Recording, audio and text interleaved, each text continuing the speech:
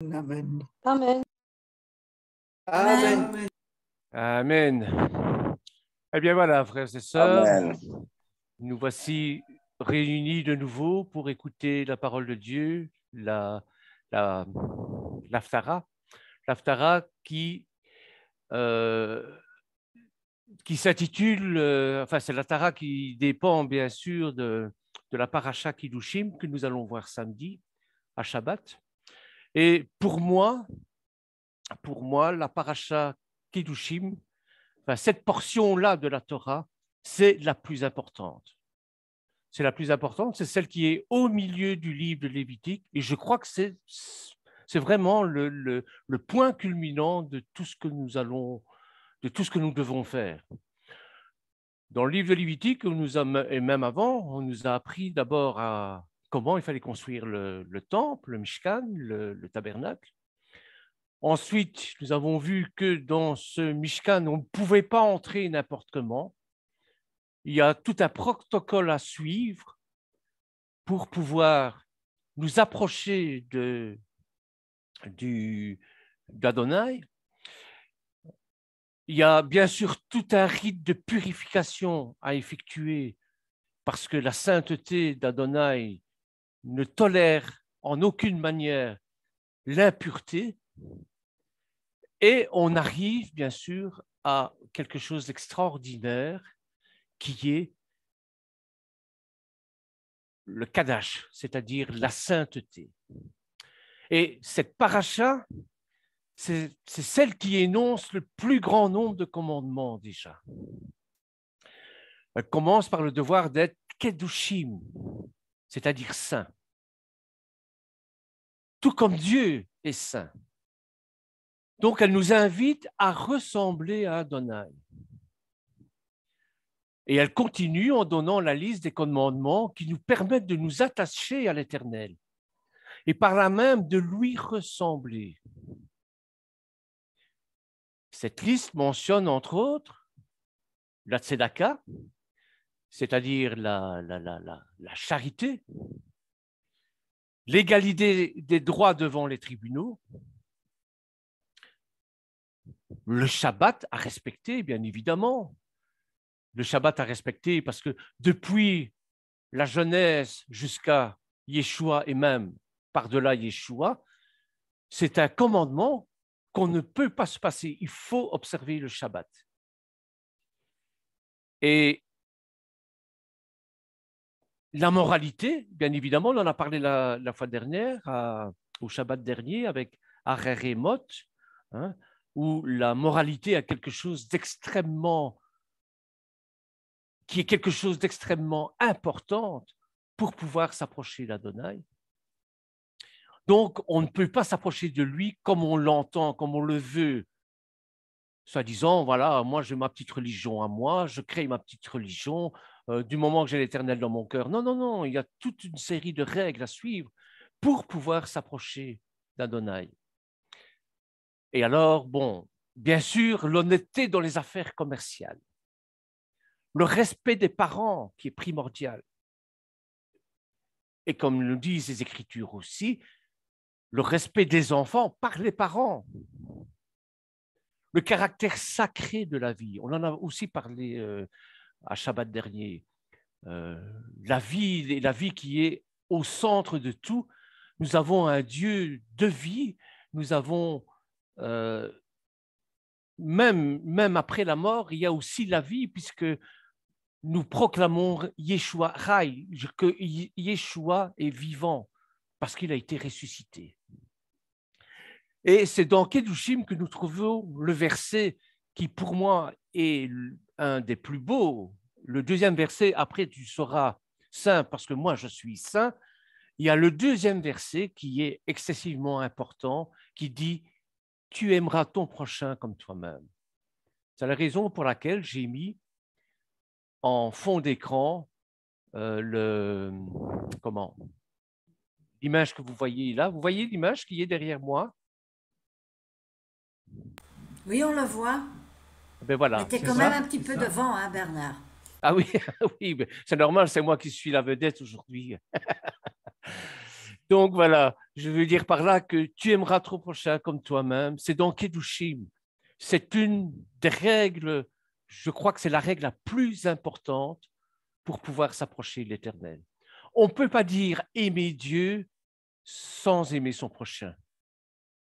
C'est impossible. Parce que dans notre prochain, on rencontre l'Éternel. On rencontre sa création. Alors, cette maxime, tu aimeras ton prochain comme toi-même, le grand maître Hillel a dit, c'est l'essentiel de la Torah. Le reste, ce n'est que du blabla, des commentaires. Et je suis bien d'accord avec lui. Donc, la paracha Kedoshim évoque l'ambition fixée au peuple d'Israël, au peuple juif, d'être un phare parmi les nations, au moyen notamment d'une vie vertueuse, parce que ça doit être l'exemple. Si c'est vous savez comme moi que Israël, c'est le phare de l'humanité, c'est un échantillon de toute l'humanité. Ce qui leur arrive en bien comme en mal, ça nous arrive aussi. Et nous devons prendre des leçons d'eux. Donc, c'est ça que ça veut dire. Et nous devons avoir cette volonté de sainteté. Et nous allons voir ça parce que même si l'Éternel, c'est l'Éternel qui sanctifie, c'est l'Éternel qui met à part, c'est l'Éternel qui vous appelle pour être mis à part. Mais vous devez faire la moitié du chemin. Sinon, il n'y a rien qui va se passer, bien sûr. Hein? Donc, et afin d'y parvenir, eh bien, le peuple juif est invité à respecter les commandements divins. Et notamment, se séparer de mode de vie des autres nations. À ce moment-là, ce sont les Cananéens dans la paracha. Dans l'Haftara, ça va être au moment de la déportation, où des Kivinim vont venir trouver le prophète en lui posant des questions. Hein? Donc, bien sûr, dans cette Haftara, il existe différentes traditions que chaque communauté juive lise à sa manière. On a bien sûr deux mouvements très importants qui sont les Askénazes d'un côté, les Séfarades de l'autre. Et pour la même version, ils ont pris deux textes différents. Mais le but de l'Haftara, d'ailleurs, nous allons aller d'un à l'autre, le but de l'Haftara est le même. Vous allez voir. Donc, généralement, il est prescrit de lire un texte du prophète Ézéchiel, qui diffère selon les coutumes askénazes. C'est généralement au chapitre 22, versets 1 à 19. Et les Séfarades, chapitre 20, de 2 à 20. Et en raison du contenu difficile de ces textes, parce que ces textes évoquent la turpitude, évoquent la dégradation d'Israël sous forme de reproches. Et ce n'est pas agréable à entendre. Parce que le prophète a un rôle aussi de consolateur. Mais là, vraiment, c'est comme s'il prenait une masse et frappait sur la tête. Vous avez fait ça, et à cause de ça, vous allez être déporté. Donc, en raison du contenu difficile de ces textes évoquant vraiment ce que Israël a fait, au point même que l'Éternel a jugé de leur donner une leçon en les exilant, en les faisant partir d'Israël, et pas n'importe comment, par la force, eh bien, les communautés askénazes ont l'habitude de lui substituer la Haftara de la paracha issue du prophète Amos. Amos qui est, je vais dire, le prophète le plus humaniste. Donc, ils essayent d'édulcorer un petit peu ces reproches qui sont nécessaires pour notre montée vers, bien sûr, le don de la Torah, vers, bien sûr, Shavuot, qu'on va fêter dans 3 semaines. Donc, nous allons étudier les premiers versets de Amos, et nous allons étudier aussi, on va faire une comparaison avec Ereskel, et vous allez voir. Alors, comme nous l'avons déjà évoqué dans l'Haftara précédente, Ereskel est un des prophètes majeurs du peuple d'Israël.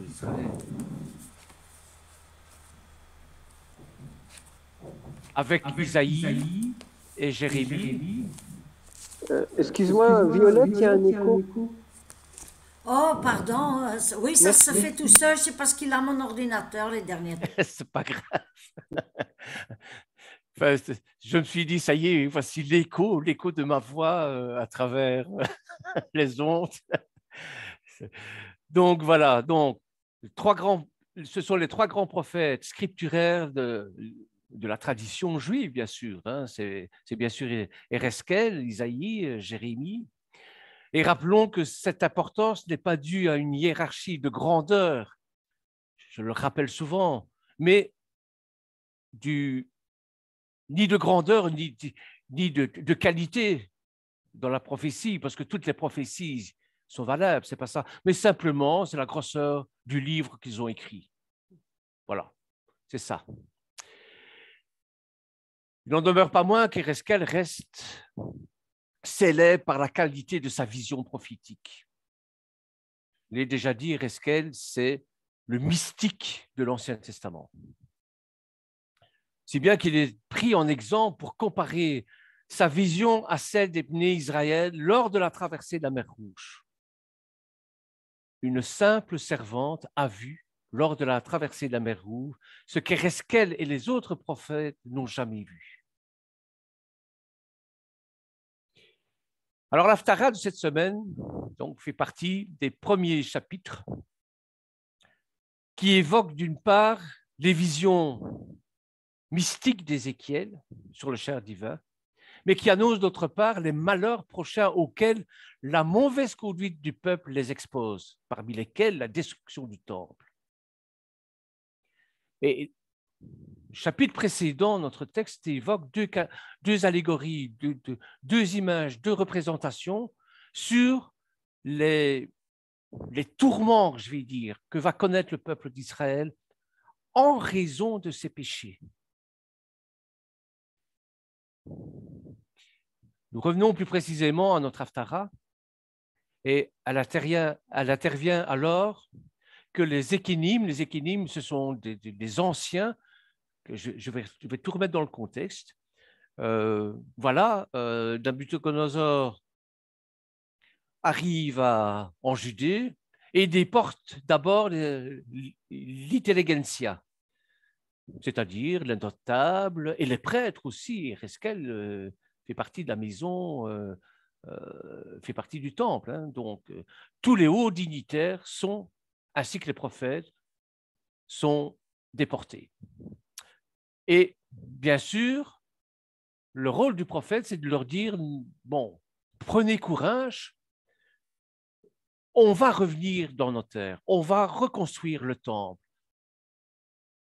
Et évidemment, cette espérance qu'ils nourrissent dans le fait de revenir en Israël, à Jérusalem et reconstruire le temple, eh bien, ça suscite pas mal de questions. La première question qui se pose, c'est comment ça se fait qu'on est déporté? Qu'est-ce qu'on a fait de mal pour être déporté?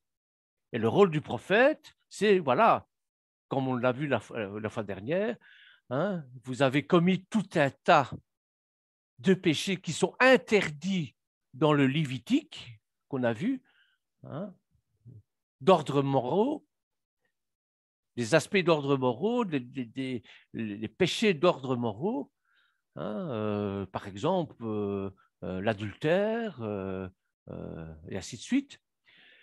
Le fait de ne pas être honnête dans les affaires, eh bien voilà, c'est à cause de tout ça que vous avez été déportés. Parce que en pratiquant ces choses-là, vous m'avez oublié, dit l'Éternel. Et c'est pour ça que vous avez été déportés.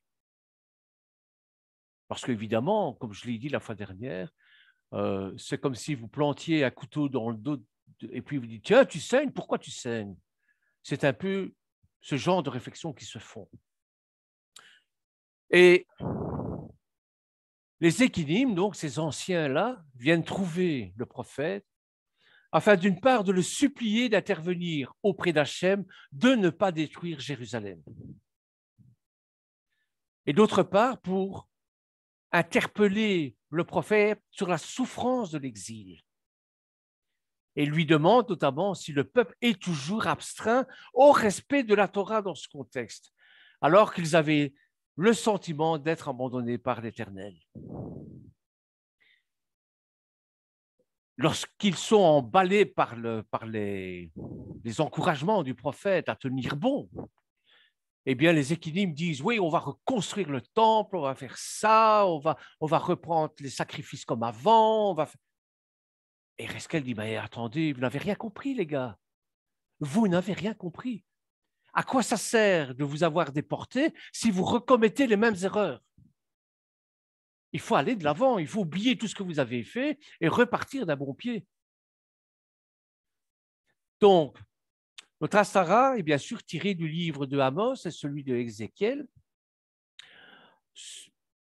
parce que, bon, les deux communautés ont choisi Amos et Reskel, mais le fond de la prophétie est le même.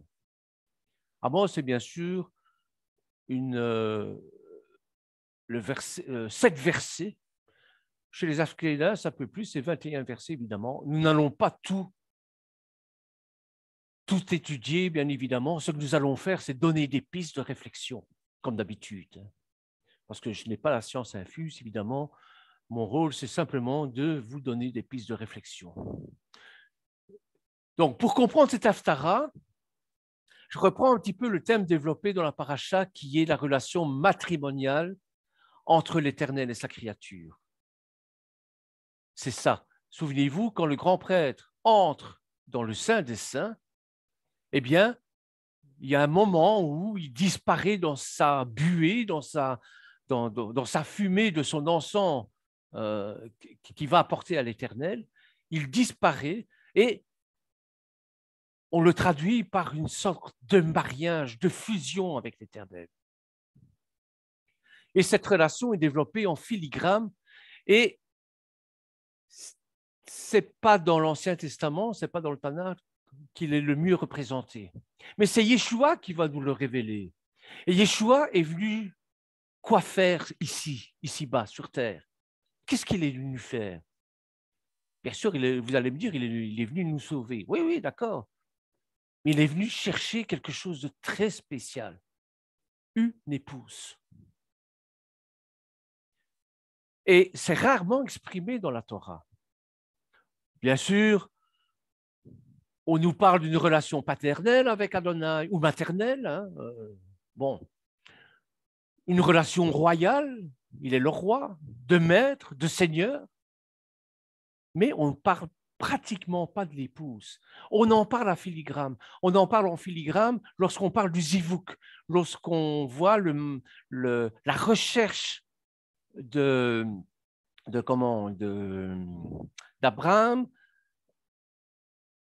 Il envoie Élisée pour chercher une épouse pour son fils. Et on voit dans tous ces mariages l'importance de la femme dans la Torah. Le seul qui développe cette notion, c'est Osée, bien sûr. Souvenez-vous, de la fois dernière, Osée, le Seigneur lui met sur le cœur qu'il est déçu de son peuple, et Osée lui dit, dit au Seigneur, je résume, je paraphrase, Seigneur, si ton peuple ne te convient pas, t'as qu'à changer de peuple, tu es le Seigneur, tu peux tout faire.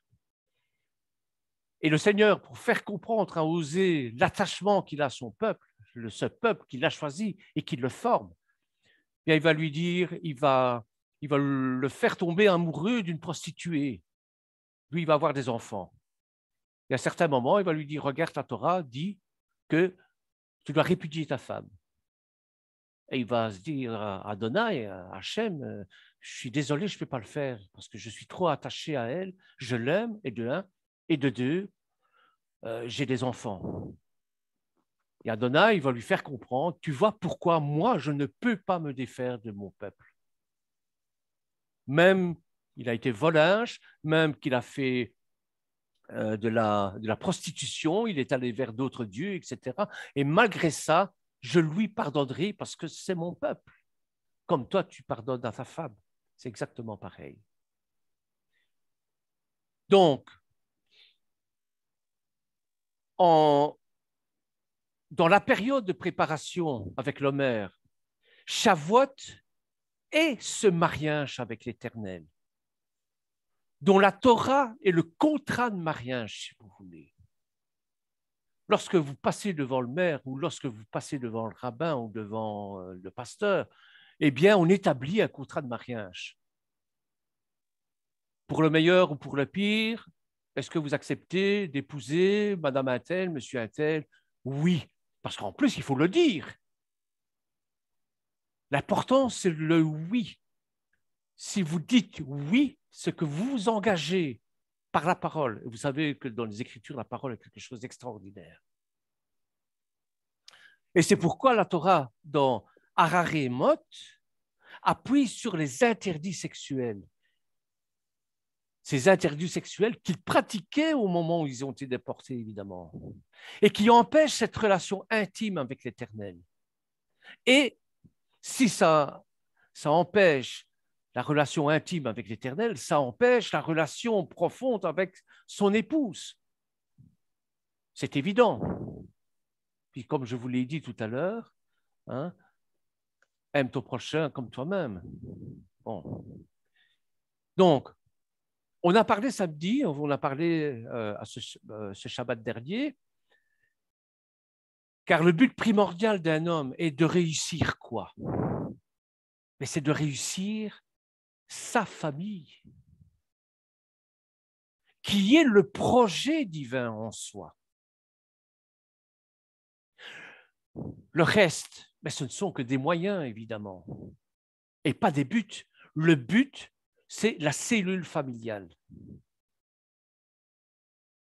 L'exemple, c'est la cellule familiale.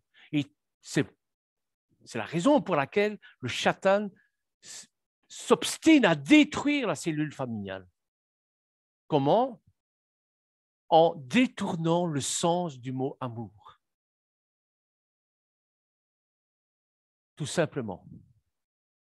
Et à l'heure d'aujourd'hui, avec la libération des mœurs, comme on l'a dit le Shabbat dernier, eh bien, on en arrive à faire des bénédictions de couple homosexuel, alors que c'est une abomination aux yeux de l'Éternel.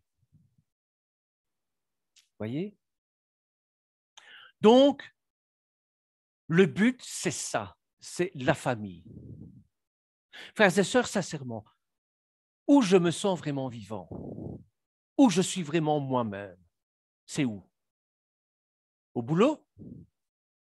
À la synagogue? Avec mes amis? Avec mes frères et sœurs? Mais non, à ma maison, avec ma femme et mes enfants. Ma première synagogue, ma première Keïla, ma première église, c'est le couple que je construis avec ma femme et mes enfants. Or, nous portons en nous Misraïm, vous le savez bien. Ce Misraïm, c'est-à-dire ce pays des limites, qui nous empêche cette union matrimoniale. Et c'est un combat de tous les jours, vous le savez bien. À cause de nos caractères, à cause d'un tas de choses. Parfois, ça pète entre l'époux et l'épouse. Et qu'est-ce qui se passe? C'est une déchirure. En Misraïm, il n'y a pas de mariage entre la dimension féminine et la dimension masculine. Et ça se remarque, bien sûr, dans les confessions, où c'est la religion de l'amour, tout le monde s'aime, je t'aime moi non plus, d'où le mariage homosexuel et ainsi de suite, ou c'est la religion de la force, comme en islam par exemple, où la femme n'a aucun droit, ou celui qui ne pratique pas la charia, il est tué. Nous, bien sûr, ce que le Seigneur Yeshua, ce que Yeshua nous propose, c'est un mariage où les deux sont possibles, où la force et l'amour sont équivalents. Ou bien, d'une part, vous avez un Dieu qui tue ou un Dieu qui meurt. Mais nous avons plus fort que ça, nous avons un Dieu qui ressuscite.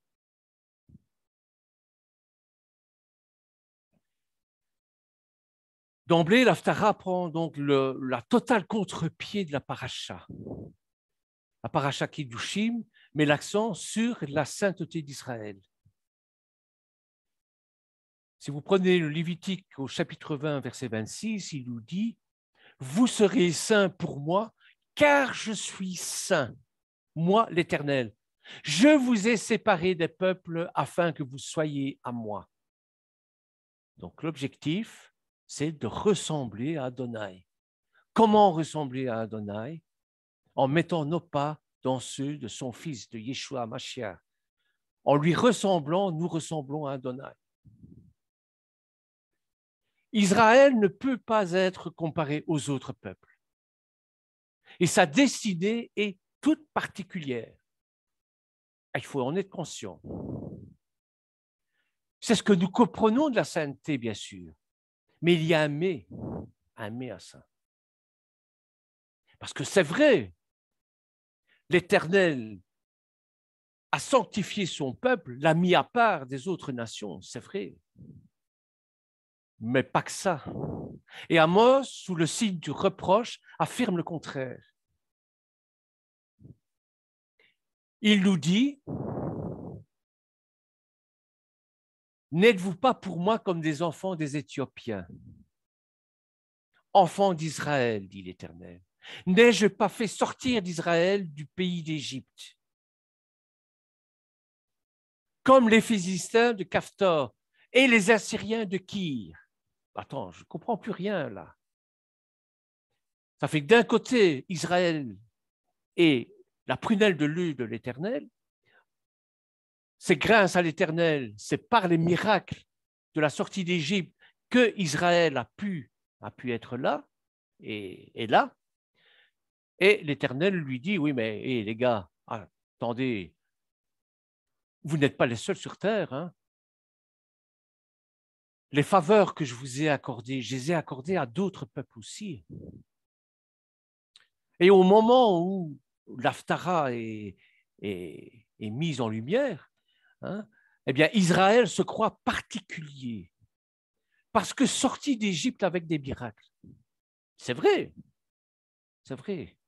Mais ses actions sont les mêmes que celles des nations, dont la particularité d'Israël appartient à Dieu, qui la donne. Ce n'est pas Israël qui se croit spirituellement supérieur aux autres peuples. C'est Dieu qui donne à ce peuple cette sainteté. Et pas qu'à Israël, aux autres aussi. Et nous pouvons être bénéficiaires de cette sainteté. Je vais prendre un exemple, puisqu'on est toujours un petit peu dans le contexte de la Shoah, etc. Quelle est la différence entre la Shoah et le génocide rwandais? Un génocide, c'est un génocide. À première vue, il n'y en a aucune différence. Je ne sais pas si vous avez pu regarder la vidéo que j'ai mise en ligne. Il s'agit d'un dialogue entre deux missionnaires évangéliques, dont l'une est rwandaise, qui a échappé au génocide, et Dinovich, un rabbin, rabbin de Paris, qui est venu en Israël, qui a fait son aliyah. Ce qui les unit tous les deux, c'est bien sûr le génocide. Et tous deux ont souffert et souffrent encore, parce que bon, c'est pas terminé. Hein. On ne peut pas dire, voilà, la Shoah, c'est terminé, on passe à autre chose. Non, non, non, non. Ça continue avec l'antisémitisme, ainsi de suite, le négationnisme, dont j'ai parlé un peu la fois dernière. Donc, tous deux souffrent. Mais la différence, c'est que le juif a pu rebondir sur ce génocide et pas le Rwandais. Et c'est ce que cette femme, cette missionnaire rwandaise disait à Dinovich. Parce que Dinovich se posait la question.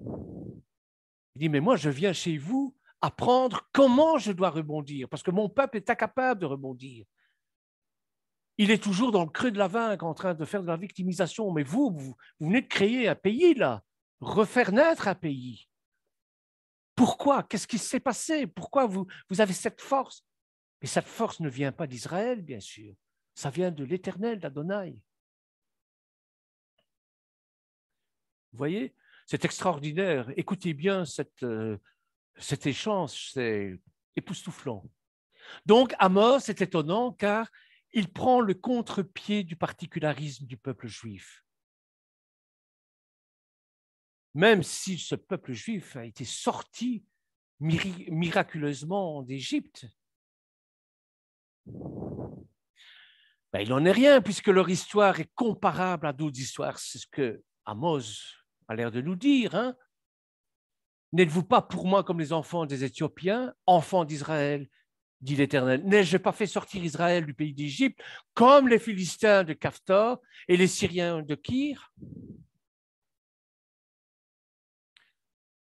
Donc, c'est étonnant. Enfin, moi, j'ai trouvé ça étonnant quand j'ai lu ça, venant d'un prophète, ce genre de discours. D'habitude, on entend dire Israël, Israël, Israël, le peuple de Dieu, le peuple élu, Israël. Oui, oui, c'est vrai. C'est vrai, mais ce n'est pas pour ça que les autres peuples ne comptent pas aux yeux de l'Éternel. Vous comprenez? Donc, par là, le prophète affirme que l'Éternel s'occupe autant des destins des peuples, des nations, que celui d'Israël. Il a même l'air de dire que Israël n'existerait pas si les nations n'existaient pas. Ce sont les nations qui vont donner les lettres d'honneur à Israël.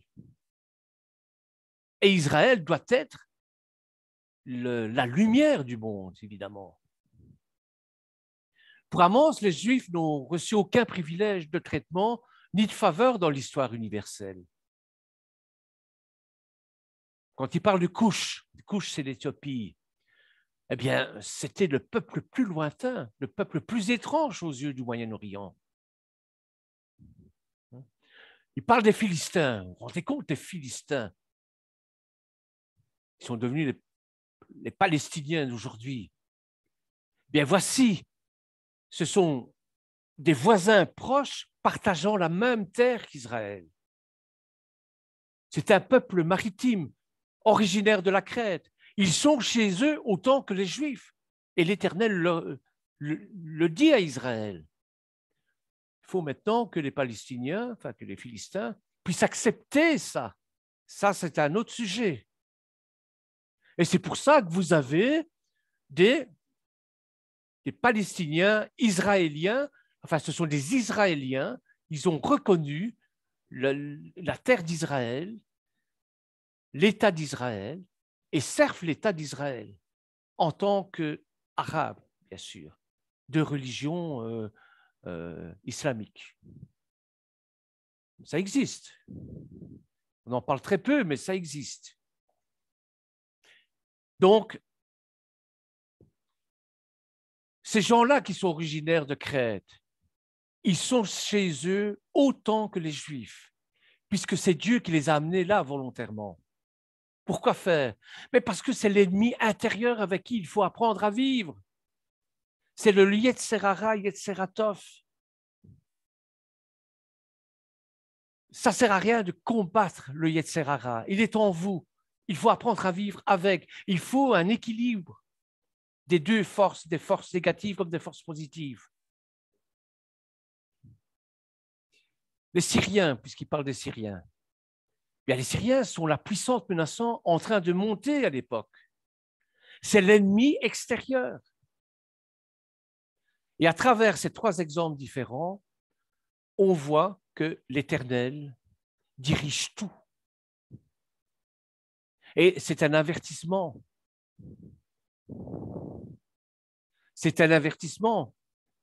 Et c'est pour ça qu'il dit, ne soyez pas comme ces peuples. Vous avez quelque chose en plus des autres peuples. C'est que vous m'avez, moi. Mais ce n'est pas pour ça que je délaisse les autres. Et ce n'est pas pour ça qu'il faut les écraser d'une manière spirituelle non plus.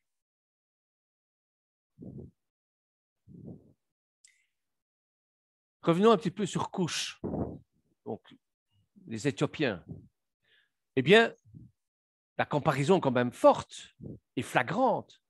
Et on retrouve la même attitude dans Ereskel au chapitre 20, verset 1 et suivant. Si vous voulez le prendre. Hein.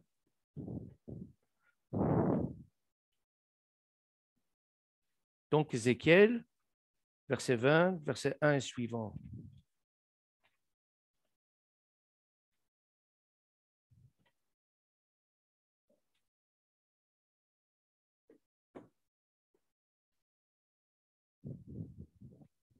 Ça va, vous l'avez?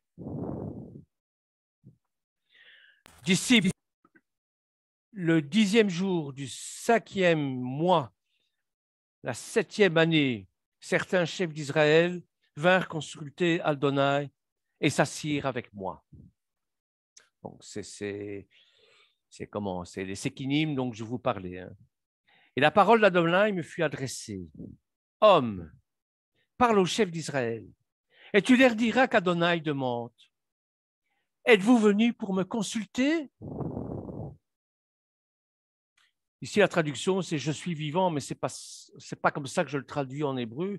C'est « de mon vivant, moi en tant vivant, je jure que je ne vous laisserai jamais me consulter. » Est-ce que vous vous rendez compte? Ils sont déportés, ils demandent audience par l'intermédiaire du prophète, audience à l'Éternel. Et l'Éternel refuse, il dit non, je n'ai pas besoin de vous consulter, je n'ai pas besoin d'avoir des discours avec vous. Qu'est-ce que c'est de ça pour un Dieu? Eh bien, c'est assez déroutant. Hein? On a l'impression que Dieu refuse de parler à son peuple par moment. Donc, on est dans une partie d'histoire où une promesse de retour est faite et on va interroger l'Éternel par l'intermédiaire d'Ereskel pour savoir comment ça va se produire.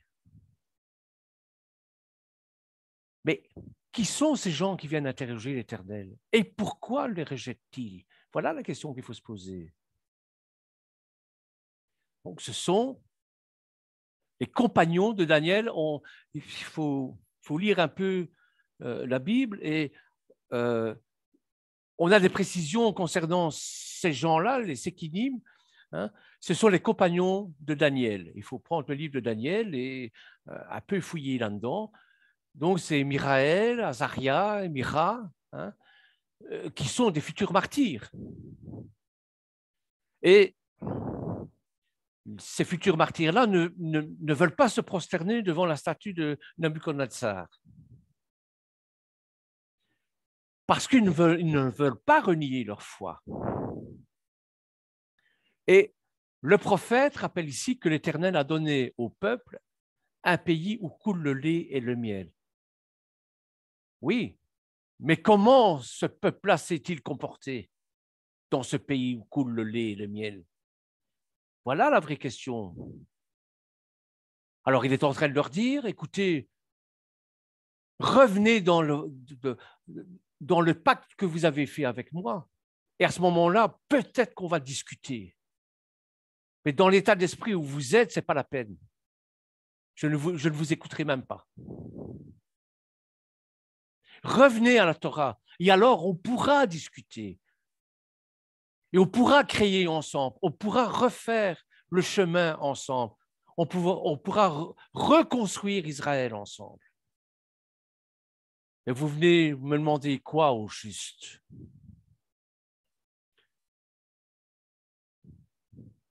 Voyons dans Daniel au chapitre 3, verset 17. Ce sont d'autres noms que je vous ai donnés, mais bon, c'est parce que d'un livre à l'autre, les noms vont un peu changer, mais ce sont ces personnages-là. C'est Sadrach, Mesrach, Abednego, répliquèrent au roi Nabuchodonosor, nous n'avons pas besoin de ta réponse là-dessus. Voici notre Dieu que nous servons peut nous délivrer de la fournaise ardente et nous délivrera de ta main, ô roi. Sinon, sache, ô roi, que nous ne servons pas tes dieux et que nous n'adorons pas les statues d'or que tu as élevées. C'est très courageux de dire ça. Alors ça s'appelle la foi, bien sûr. Alors pourquoi est-ce qu'ils viennent consulter l'Éternel? Eh bien, ils viennent consulter l'Éternel dans l'espoir, selon les maîtres d'Israël, que l'Éternel va les rassurer, leur dire, ne craignez rien, faites ce que vous voulez, je suis avec vous. Mais non. Pourquoi seraient-ils sauvés? Parce que ce sont des hommes de foi, des hommes saints. Que sont-ils devenus demander à Ereskel? Bien, ils se disent d'une foi inébranlable et que c'est normal qu'ils soient sauvés.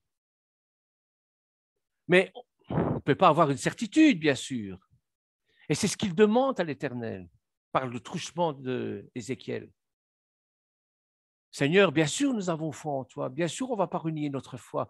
Mais donne-nous un signe de telle manière à ce qu'on soit rassuré. Qu'on soit rassuré. Or, le problème, ce n'est pas d'être sauvé physiquement, c'est de ne pas renier sa foi. Combien de martyrs ont payé de leur vie le fait qu'ils n'ont pas renié leur foi?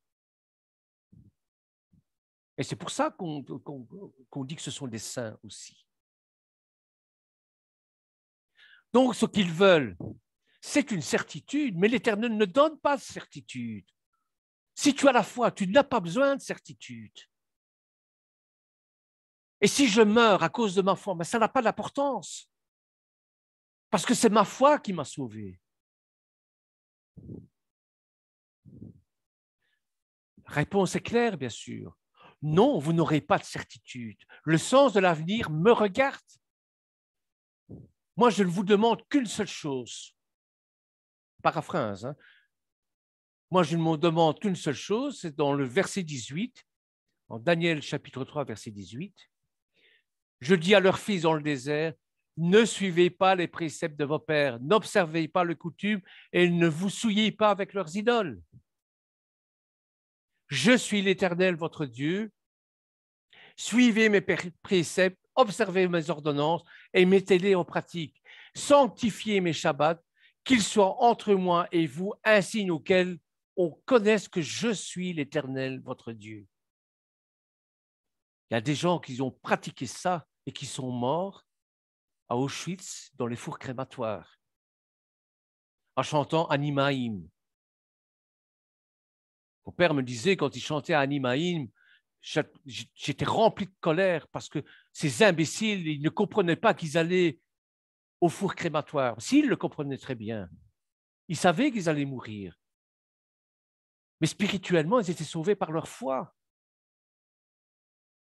Ils me disaient, ou bien ils sont complètement fous de chanter « Je crois qu'un Messie viendra me sauver » alors qu'ils avaient déjà les pieds dans le four. Ou alors il y a quelque chose d'autre que je ne comprendrai jamais.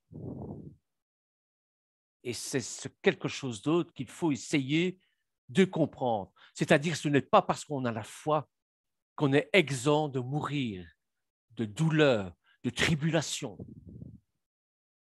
Mais tout est dans les mains de Dieu.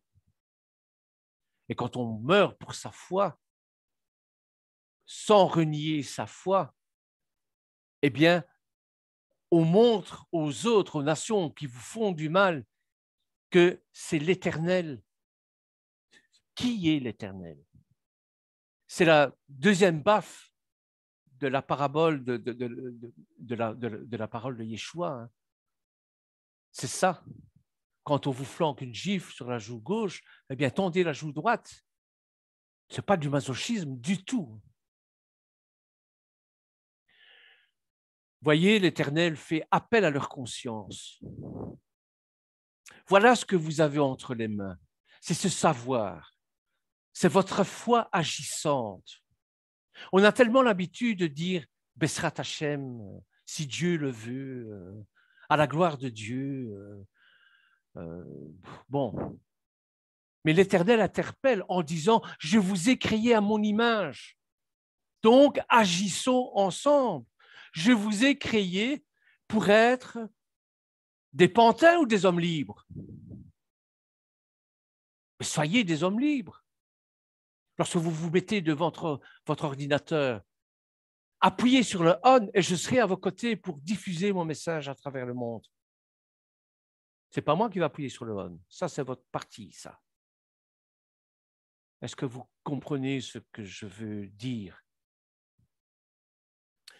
Donc, voilà ce que vous avez entre les mains. C'est ce savoir, cette connaissance de Dieu.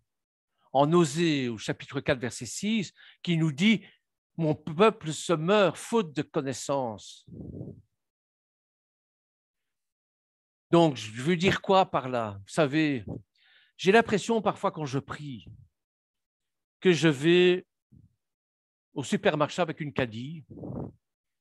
Seigneur, j'ai mal au dos, j'ai mal à la tête, j'ai mal aux pieds, j'ai mal par-ci, j'ai mal par-là. J'arrive à la caisse, Seigneur, tu payes.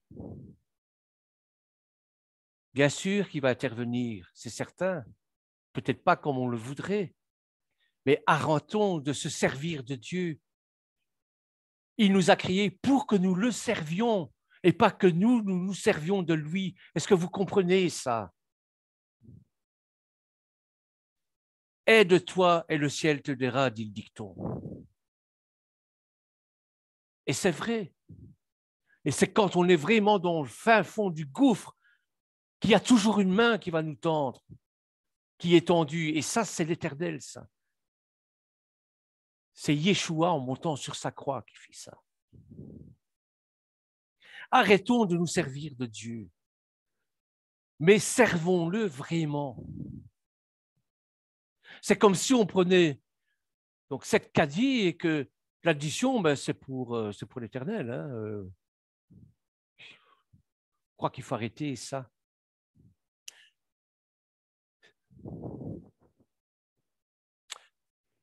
La sainteté mise en avant dans notre Haftara montre une différence que nous n'avons pas par rapport aux autres peuples. Et c'est cette distinction qui est d'abord physique. On est circoncis. On n'a pas les mêmes idées que les autres.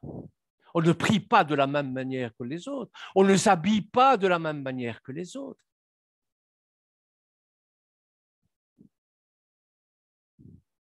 Vous voyez, c'est ça. On ne parle pas de la même manière que les autres. On a toujours un petit accent yiddish qui traîne derrière. Même si on est né dans le pays depuis X générations, on a toujours ce petit côté qui nous différencie. On n'a pas la même façon de penser non plus. On ne mange pas comme tout le monde. On mange kasher. Vous voyez? Et tout ça, bien sûr, ça suscite quoi? Ça suscite de l'envie, le désir de posséder ce que nous avons. Et le fait de posséder ce que nous avons, eh bien, ça conduit au racisme, ça conduit à la xénophobie, à l'antisémitisme. On prend tout de vous, mais vous disparaissez parce que vous êtes trop dérangeant. La Bible n'est pas raciste. Et l'antisémitisme que les Juifs subissent est marié étroitement avec ce racisme. C'est parce que nous appartenons à Dieu que nous souffrons à cause de son nom.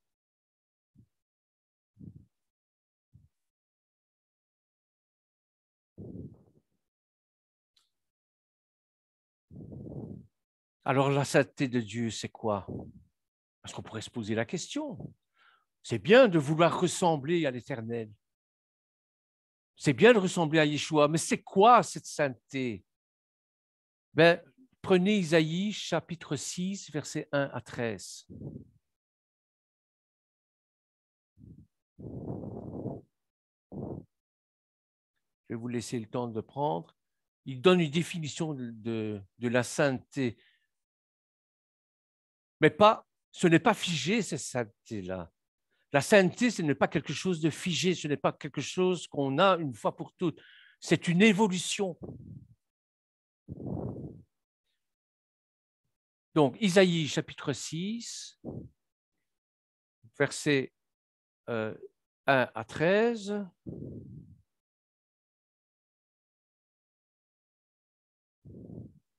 Je prends tout aussi.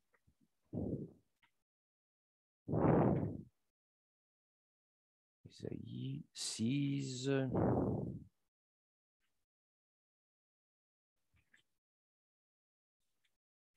Alors, qu'est-ce qu'il nous dit, Isaïe chapitre 6, versets 1 à 13? L'année de la mort du roi Uzziyahu, je vis Adonai assis sur son trône noble et élevé. L'ourlet de sa robe remplissait le temple. Des séraphins se tenaient au-dessus de lui, et chacun avec 6 ailes. 2 pour couvrir le visage, 2 pour couvrir leurs pieds, et 2 pour voler. Et ils se criaient les uns aux autres, Adonai Tsevaot est plus saint que le plus grande sainteté. Toute la terre est remplie de sa gloire. Les montants de la porte tremblèrent au son de leurs cris, et la maison fut remplie de fumée. Alors je dis, malheur à moi, je suis condamné, car moi, homme aux lèvres impures, qui habite au milieu d'un peuple aux lèvres impures, j'ai vu de mes yeux le roi Adonai Tsevaot.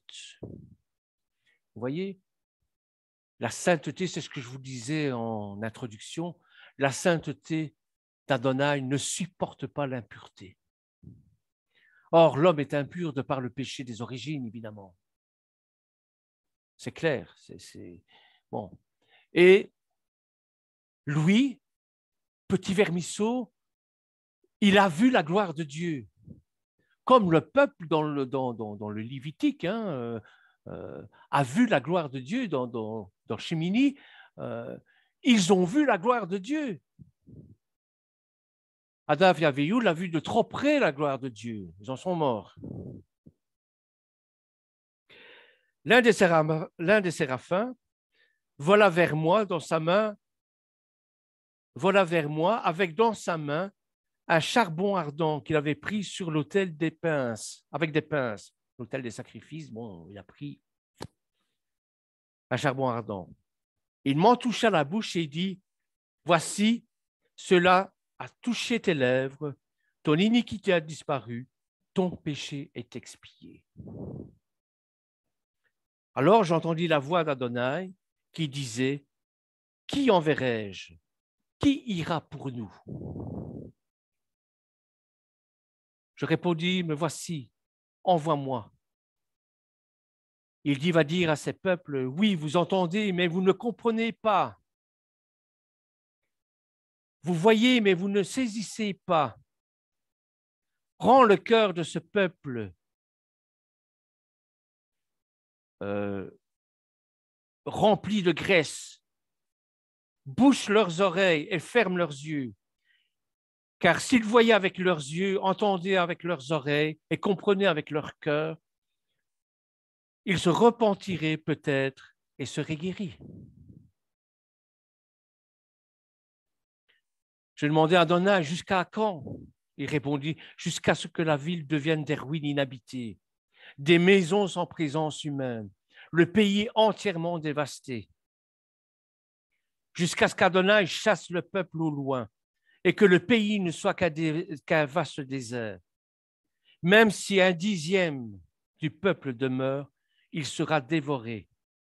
Mais comme un térabinthe ou un chêne dont le tronc reste en vie, après la chute de ses feuilles, la sainte semence sera son tronc. Donc, vous voyez, frères et sœurs, la sainteté de Dieu est décrite. Le prophète leur répond que Dieu n'a jamais abandonné son peuple, quoi qu'il arrive. Il ne l'abandonne pas, il l'éduque. Vous n'avez pas compris, je vais vous le faire comprendre. Du temps d'Isaïe, c'était les Assyriens, bien sûr, qui a déporté, il a détruit le nord d'Israël, et puis ça a été Nabuchodonosor avec le sud. Hein. Bon. Donc, ni en Égypte, ni dans le désert, en dépit de ces transgressions, et que même qu'ils ont fait, eh bien, Dieu n'abandonnera jamais son peuple à l'avenir, jamais. Quelles que soient les difficultés endurées, il leur demande de prendre conscience de leur statut, de prendre conscience que leur salut réside uniquement dans le respect de la Torah, des commandements, notamment du Shabbat. Il leur demande de prendre conscience qu'on ne va qu'au Père que par une seule voie, celle de Yeshua, qui est monté sur la croix, qui a versé son sang sur la croix, qui nous a rachetés du mal par ce sang. La sainteté est une évolution, un chemin de sainteté qui passe par différentes étapes de purification et de maturation. C'est-à-dire comme un enfant, un bébé de 6 mois, on ne va pas lui donner du steak, on va lui donner du lait. Mais quand il a 50 ans, on ne va pas lui donner du lait non plus. Il a besoin de nourriture consistante. Eh bien, la sainteté, c'est pareil. Bien sûr que l'Éternel, c'est l'Éternel qui nous sanctifie. Mais comme je vous le disais, nous avons à faire la moitié du chemin. Et c'est ça qui est très important, excessivement important. C'est que nous sommes appelés à faire la moitié du chemin. Alors, frères et sœurs, je terminerai par ceci. Ce n'est pas parce qu'on est au Seigneur qu'on a tous les droits.